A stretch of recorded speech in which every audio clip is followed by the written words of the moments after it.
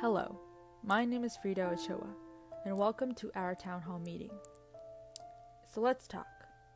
It was recently learned that the presidency has announced Congress's decision to mandate a new economic system for the U.S.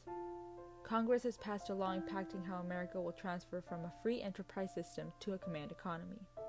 In my community, there are many businesses, including mine, that contribute immensely. These businesses provide jobs and opportunities in our community.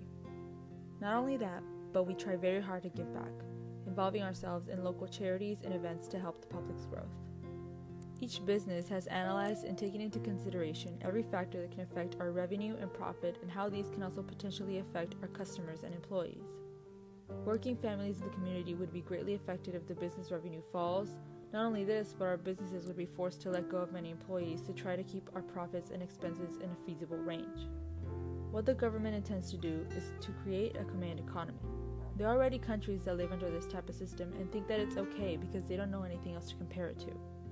Places like Cuba that have command economy have a labor force that is employed by the state, which means that any firm wishing to hire a Cuban must pay the Cuban government, which in turn will pay the employee in Cuban pesos. According to Paxton Tharp, I quote, "The average monthly wage as of July 2016 is 466 Cuban pesos, which are worth about $19 US. The Cuban economic model is not successful because it has led to food shortages, land depletion, massive immigration, and frequent oil crises." Unquote.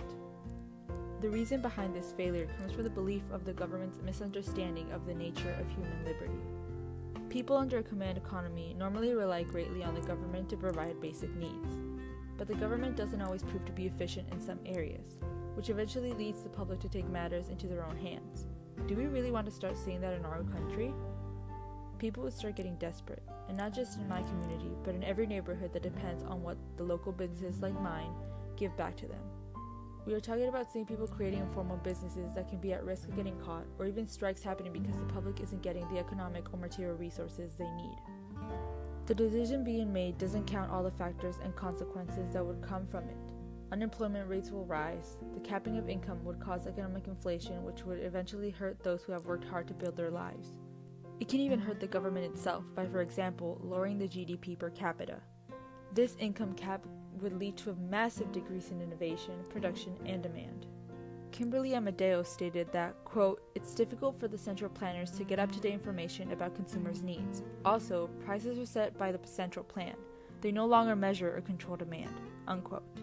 So not only will revenue for the businesses fall, but things like taxes and interest rates would rise, and not everyone would be able to pay. And as for innovation, well, a command economy completely discourages it. Greg DiPerzio wrote about this saying, quote, "It is undeniable that profit is a great motivator and drives innovation. For this reason, most advancements in medicine and technology have come from countries with free market economies, such as the United States and Japan," unquote. With all this being said, I encourage all of you to support this cause against Congress's decision to make the U.S. a command economy, eventually saving businesses like mine that support the community and also preventing the massive consequences that this economic system would bring to the country that, for most of its history, has had a free enterprise economic system. Created using Powtoon.